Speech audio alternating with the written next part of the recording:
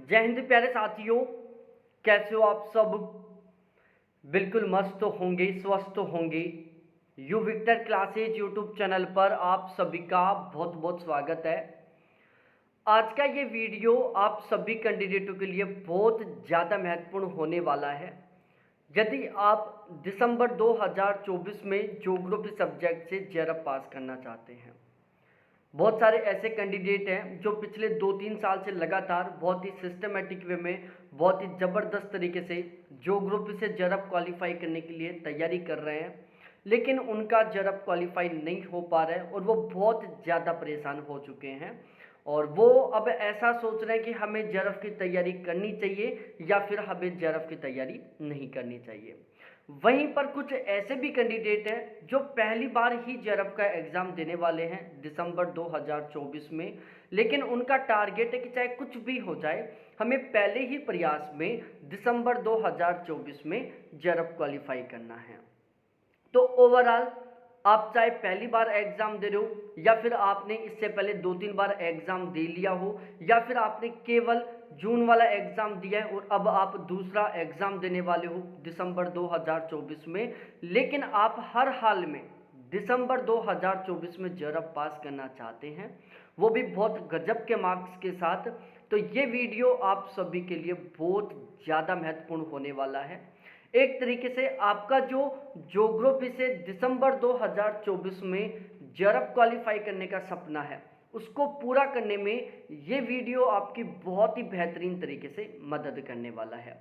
लगभग 15 से 20 मिनट का ये वीडियो होने वाला है। आप सभी से मेरी गुजारिश है कि इस वीडियो को लास्ट तक ज़रूर देखें, एक बार भी स्किप ना करें, क्योंकि आपका जो जेआरएफ का सपना है उसको पूरा करने में ये वीडियो आपकी बहुत बेहतरीन तरीके से मदद करेगा।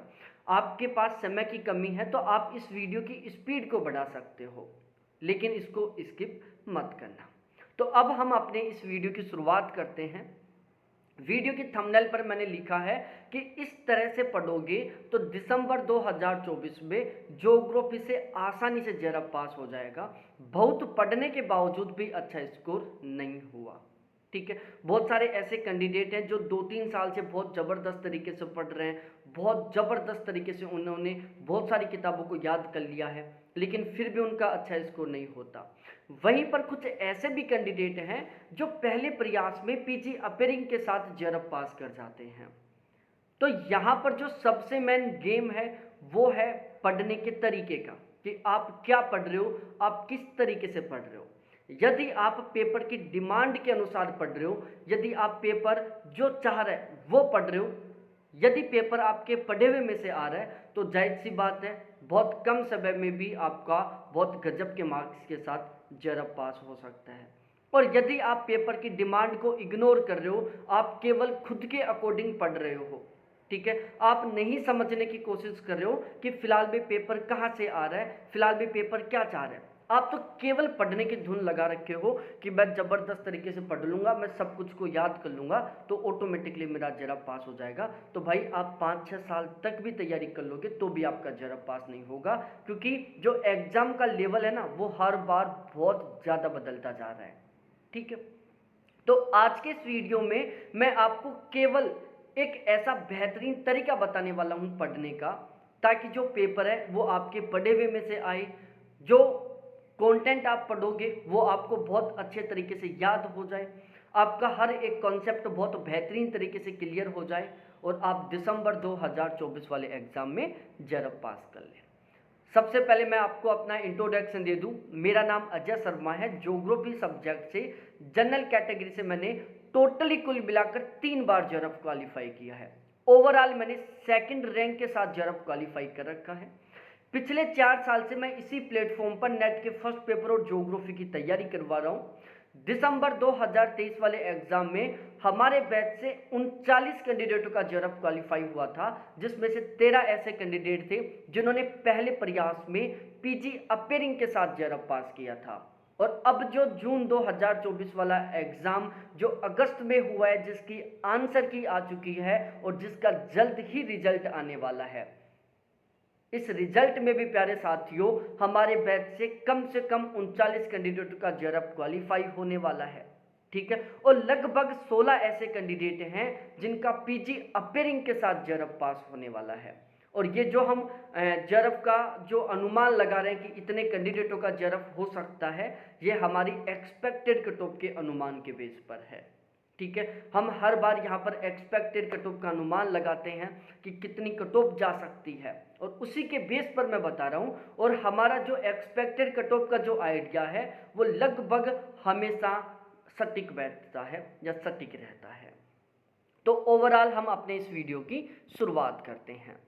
तो सबसे पहले मैं आपको बताऊं कि हमारे यहाँ पर जो इतना बेहतरीन रिजल्ट रहता है उसके पीछे सबसे बड़ा हाथ रहता है हमारे ज्योग्राफी के गारंटी बैच का।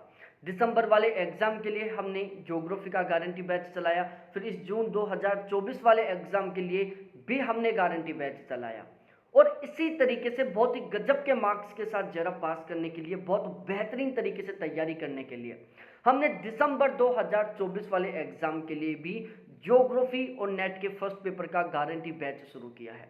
और हमारा ये जो ज्योग्राफी का गारंटी बैच है, इसमें हम उन सभी तरीकों को फॉलो करते हैं जिन तरीकों को फॉलो करके हम बहुत आसानी से जेआरएफ तक पहुंच सकते हैं। तो ये जो गारंटी बैच है, ये आपका जो जेआरएफ का सपना है उसको पूरा करने में आपकी बहुत अच्छे खासे तरीके से मदद करने वाला है। इस गारंटी बैच में हम किस रणनीति को फॉलो करने वाले हैं, किस तरीके से पढ़ने वाले हैं, ठीक है, फिलहाल में पेपर पैटर्न क्या चल रहा है, फिलहाल में पेपर का लेवल क्या है, फिलहाल में एग्जाम की डिमांड क्या है, ठीक है, हमें कौन सी किताबों से तैयारी करनी चाहिए, हमें कहाँ से तैयारी करनी चाहिए, हमें अपनी तैयारी की शुरुआत कहाँ से करनी चाहिए, इन सभी के बारे में मैं आपको बताने वाला हूँ एक एक करके।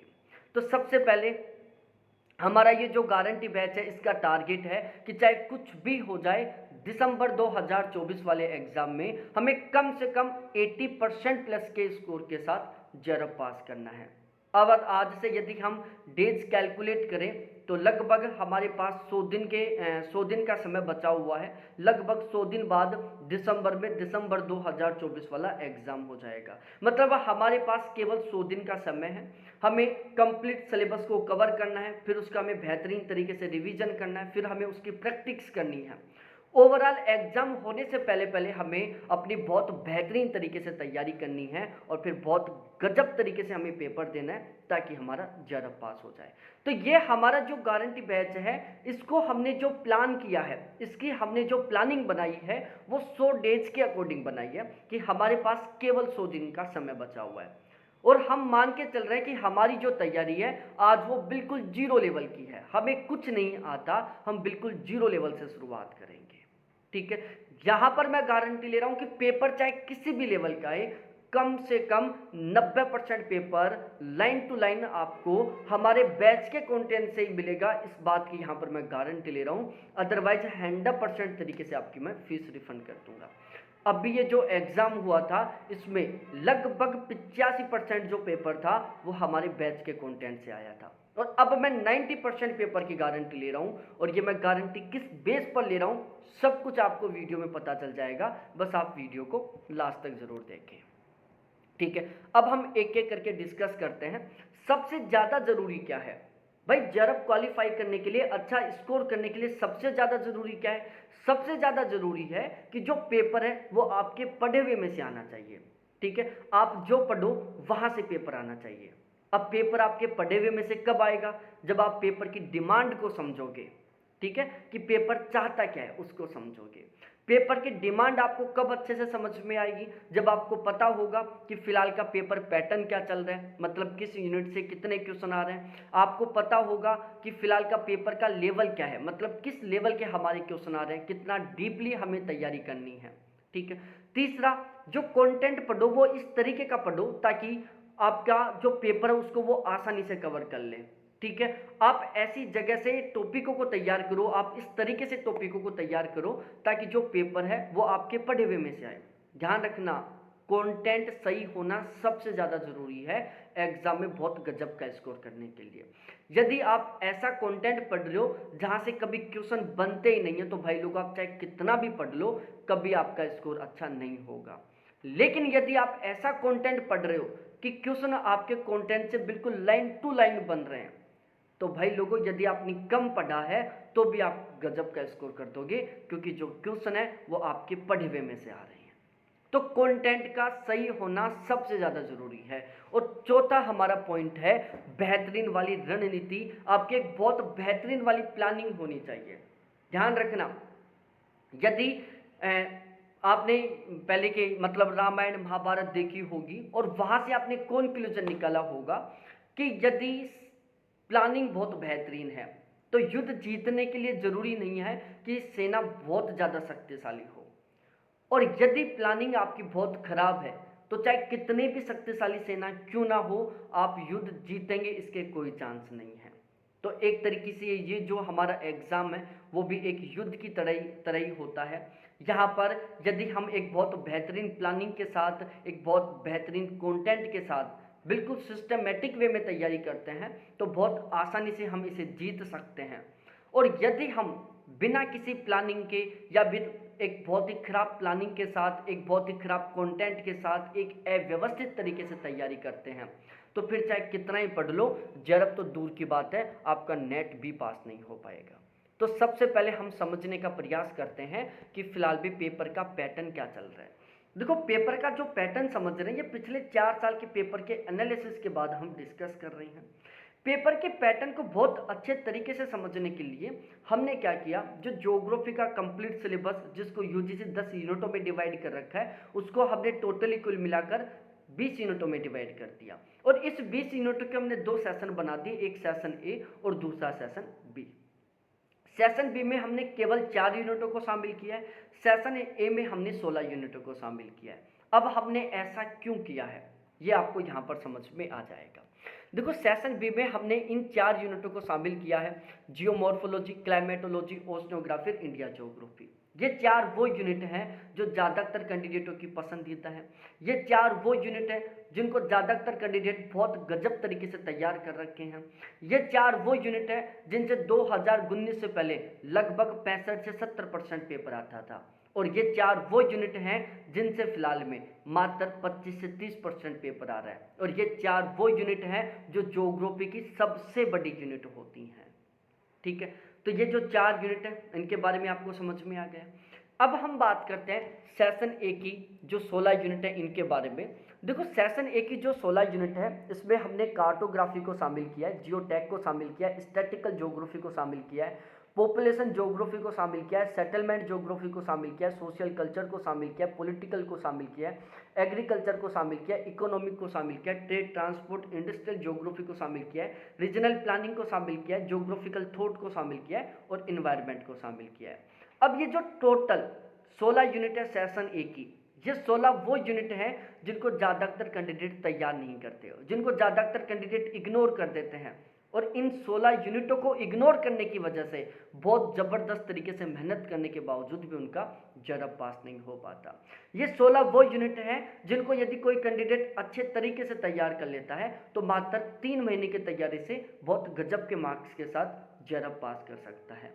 ये 16 वो यूनिट हैं जिनके बारे में बहुत सारे कैंडिडेटों को तो पता ही नहीं है। ये 16 वो यूनिट है जिनसे 2019 से पहले लगभग 25 से 30% पेपर आता था या 30 से 35% पेपर आता था। और ये 16 वो यूनिट है जिनसे फिलहाल में 60 से 65% पेपर बन रहा है। और ये जो 16 की 16 यूनिट है बिल्कुल छोटी छोटी यूनिट है। यदि हम कंटेंट के बेस पर बात करें तो ये बिल्कुल छोटी छोटी यूनिट है।